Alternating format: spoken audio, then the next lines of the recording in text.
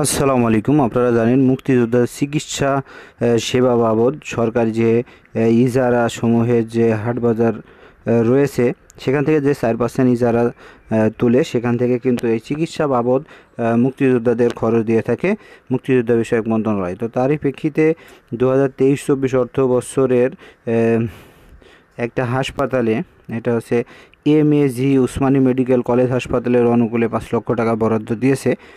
সেটা সম্পর্কে কথা হবে এবং আমি জানিয়ে দেব যে আপনারাও কিভাবে এই আওতায় আসবেন এবং নির্দিষ্ট কিছু হাসপাতাল আছে সেই হাসপাতালেই চিকিৎসা খরচ দেওয়া হবে মুক্তিযোদ্ধাদের। শুধুমাত্র মুক্তিযোদ্ধারা পেয়ে থাকবে, তার ওয়ারিশ বা অন্য কেউ ভাতাভোগী পাবে না।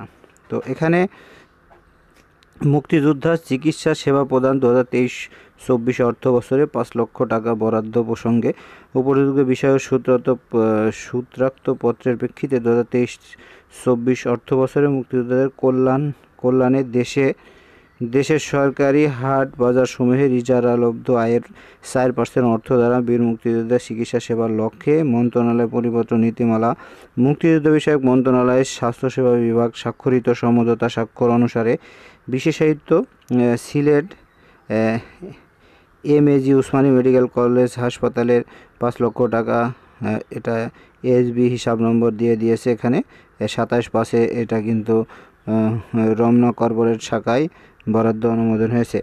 তো এই ব্যয় মুক্তিযোদ্ধা বিষয়ক মন্ত্রণালয়ের অধীন মুক্তিযোদ্ধাদের কল্যাণ দেশের সরকারি হাট বাজারের ইজারালব্ধ 4% অর্থ তহবিল হতে নির্বাহ করা হবে। এখন বিষয় হচ্ছে, এটা হচ্ছে শুধু যারা মুক্তিযোদ্ধা আছে, এটা 5 লক্ষ টাকা ওই হাসপাতালে দিয়েছে যে হাসপাতালে কোনো মুক্তিযোদ্ধা চিকিৎসা নিলে সেখানে দরখাস্ত করতে হবে।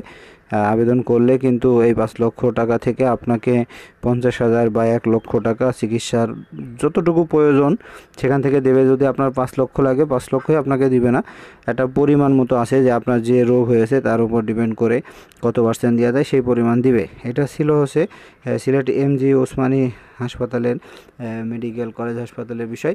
তো সারা দেশে যে সকল মুক্তিযোদ্ধা রয়েছে তারাও এই আওতায় আসবে। তাদের নির্দিষ্ট কিছু হাসপাতাল আছে, সেই হাসপাতালে এর বিষয়ে আমার ভিডিও কিন্তু দেওয়া আছে চ্যানেলে, আপনারা চাইলে ভিডিওটি দেখে আসতে পারেন।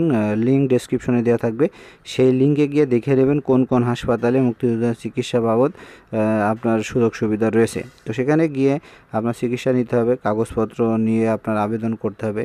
তারপরেও পেতে একটু সমস্যা হয়, কারণ এই বিষয়ে আমি যখন ভিডিও দিই অনেকে আমাকে কমেন্ট করেছে যে এইগুলো সহজে পাওয়া যায় না, অনেক ঝামেলাও আছে। তো বাস্তবে কতটুকু ঝামেলা আছে যে নিয়েছে সে তারা বুঝে না। তো যাই হোক, দিচ্ছে, আপনারা আবেদন করবেন, আপনারাও পাইতে পারেন, আর না পাইলে তো আর কিছু করার নেই। তবে পাওয়ার সম্ভাবনা বেশি থাকবে, নির্দিষ্ট হাসপাতালে আপনার প্রয়োজনীয় কাগজপত্র জমা দিলে আপনারা এটা পাবেন। তো এই অর্থ বছরে কিন্তু অনেক টাকাই দিয়েছে মুক্তিযোদ্ধাদের চিকিৎসার ক্ষেত্রে, আমি এর আগেও ভিডিও দিয়েছি অনেকগুলো। তো 23-24 অর্থ বছরের সর্বশেষ মনে হয় এইটা। তো যাই হোক, এই মাসেই যেহেতু অর্থ বছর শেষ, নেক্সট মান্থে কিন্তু নতুন অর্থ বছর আসবে, তখন কিন্তু বরাদ্দ বৃদ্ধি পেতে পারে। তো যাই হোক, এই ছিল ইজারালব্ধ 4% থেকে চিকিৎসা সেবা সম্পর্কে মুক্তিযোদ্ধার।